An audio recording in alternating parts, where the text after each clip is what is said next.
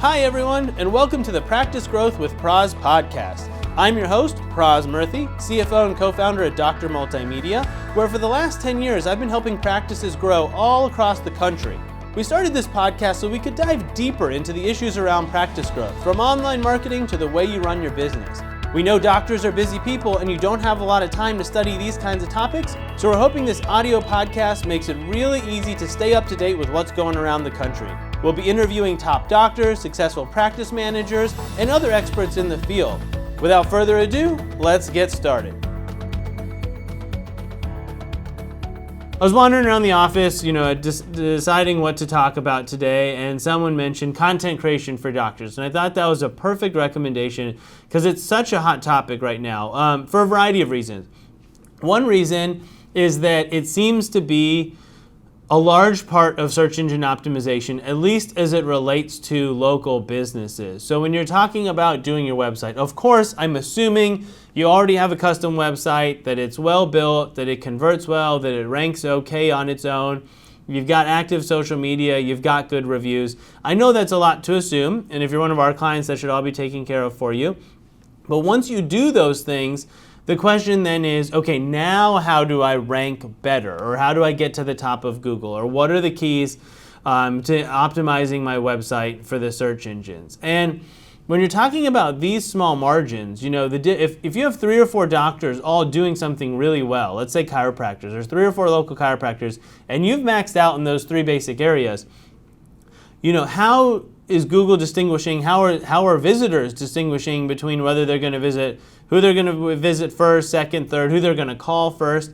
And so we have this idea in our heads that, if we're at the top of Google, all of our problems will be solved. We'll have conquered the internet, we're going to get all the traffic, all the business, and so we put a lot of weight in how we rank on search engines, and understandably so. No one's going to page 4 or 5 of Google digging through results, deciding who to call. So it is important to show at the top and to have some of those basics like social media and your online reviews. But then once the website's built, once your social media is good and active, and once those reviews are in good shape, high score, lots of reviews, so you got quality and quantity, now the question is, okay, what separates people at those really fine margins? What are the things that you can actually control? Because no matter how much you follow best practices, no matter how much you invest in SEO, no matter who you pay for your AdWords, there's no guarantee that you're going to be at the top of Google when people search as far as the organic listings. You can only do the things that you think you need to do and kind of hope for the best. And this is what makes this industry so frustrating for a lot of people. But of course, there are ways to stack the deck in your favor, and there are ways to win more often than you lose. And that's what we consider when we look at SEO and how your search engine optimization is going in your rankings, is we're looking at a much more holistic approach. We're not just typing in veterinarian near you and seeing that you're number 1 and calling it a day. I mean, that's great. That's what everyone's striving for, but there's so much more to it than that. And so I wanted to dive into today one of the easy ways that you can actually control, that you can influence your rankings over the long run and ensure that you're doing everything that you can to keep your practice at the top and stay at the top and be progressive and being prepared for the future. And that boils down to creating content. So what are some obvious reasons why creating content is so important? Well, one, and I should say that when I'm saying create content, it means a lot of different things. This is probably most simply explained as a blog. I think that's how most people visualize it or interpret it. They think of, okay, I need to write an article for my blog, and I need to post it on my website, and I need to do that once a month. That is definitely an example of content creation and probably the easiest one to visualize.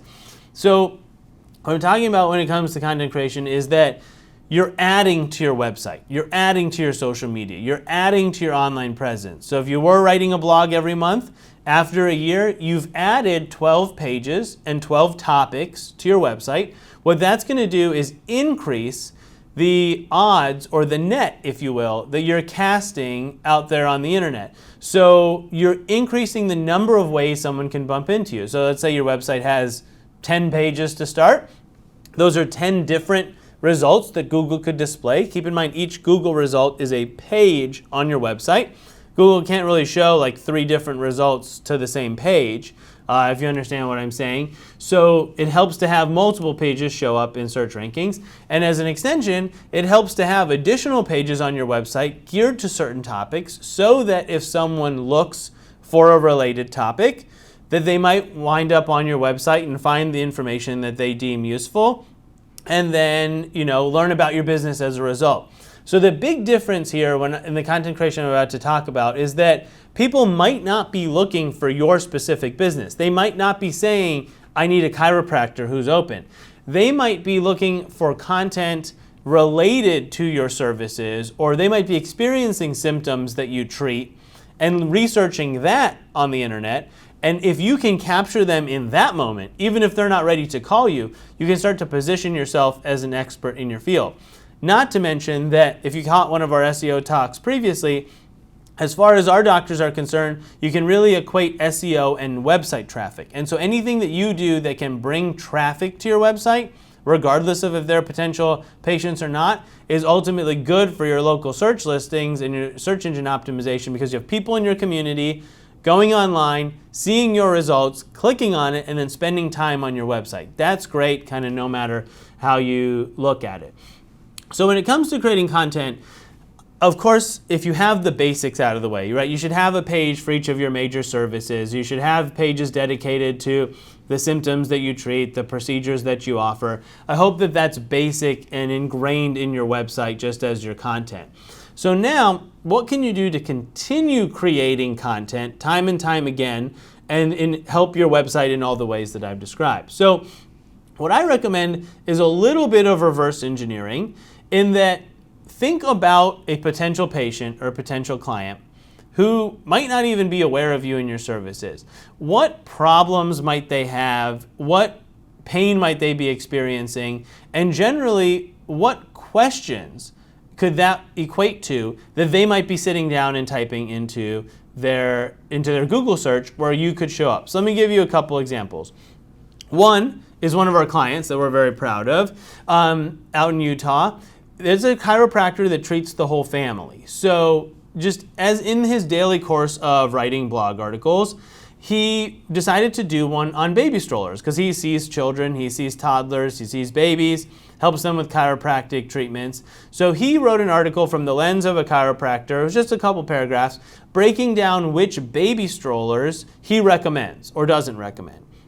Now, as things turned out in his area in Utah, this article got enough views and got enough traction that even if you just Google baby stroller in his area, his article pops up at the top of Google first result. So you could literally just be someone shopping for a baby stroller and come across his article. Now, if you're a new parent and you see an article or a web link titled, which baby strollers are best for your child's, posture or chiropractic care or back, you're going to be interested and you're going to take a look and you're going to value that advice. So yes, I understand most people that are buying baby strollers have no interest in signing up for a pediatric chiropractor, or might not be interested in that.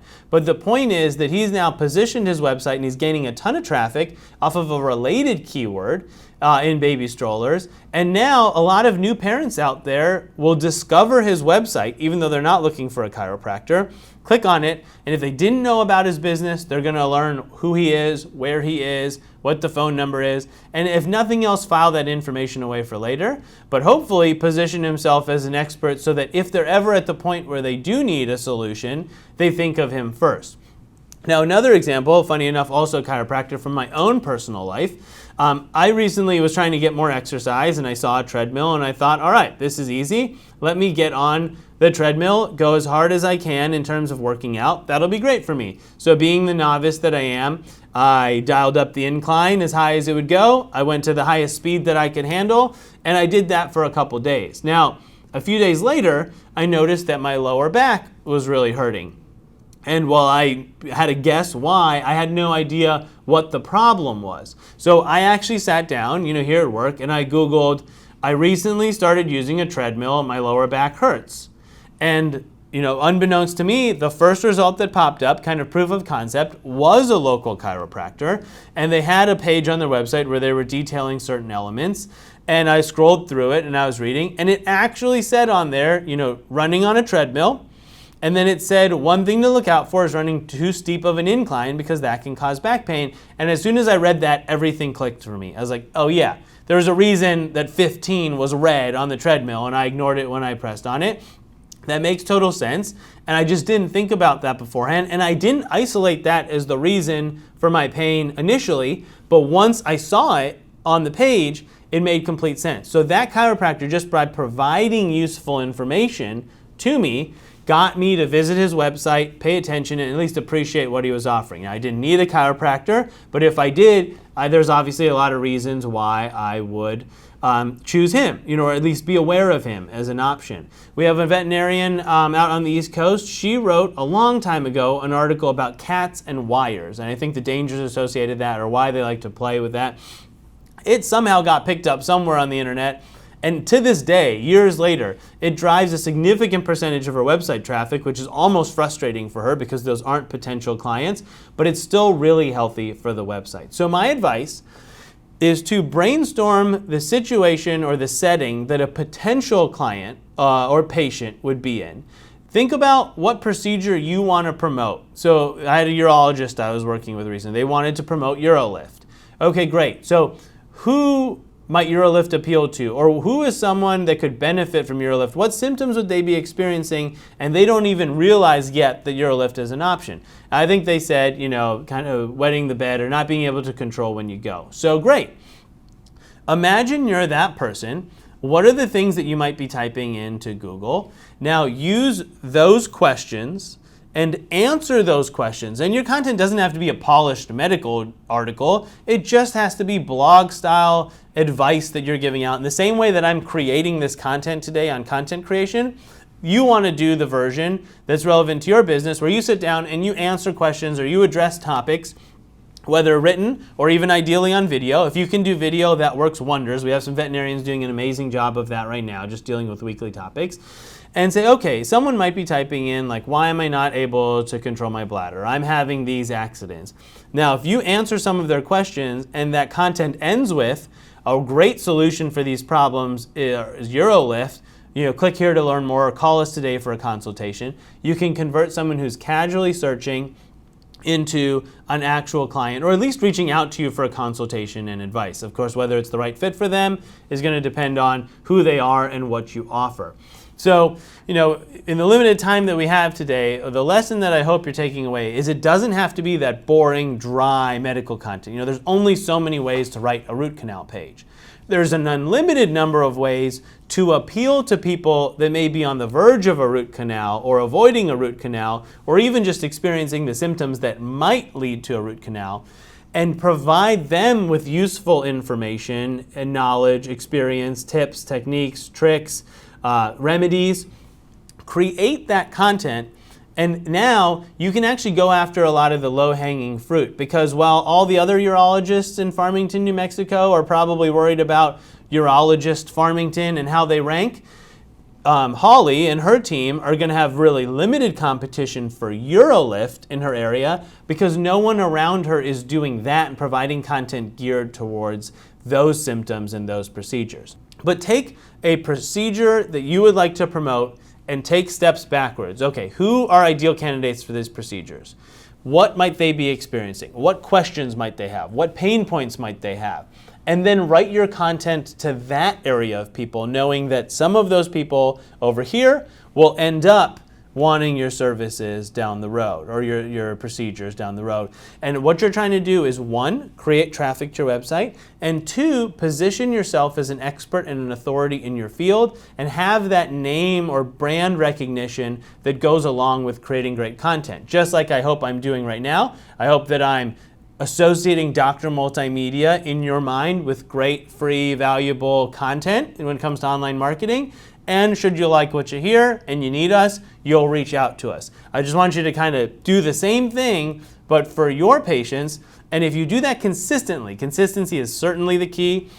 If you do it once a month or 2 times a month, every month for a year or 2 years, you're going to look back and you're going to have this wide net of content and of traffic to your website. Thank you for tuning in to another episode of Practice Growth with Pras. I'm your host, Pras Murthy, and if you have any questions or comments, please visit us at drmultimedia.com. Also, be sure to like us on Facebook, follow us on Instagram, and subscribe to our YouTube channel.